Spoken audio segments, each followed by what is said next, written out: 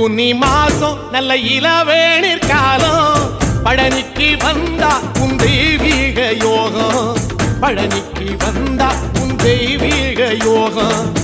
உத்திர நாளில் உன் உற்சவ திருத்தேரில் சிங்காரமாக உன் அலங்காரம் கண்டே அலங்காரம் காண நான் ஆனந்தமானே கைலாசன் மகராசா உன் வாசல் வந்தேனே குளிரான பன்னீரால் அபிஷேகம் கண்டேனே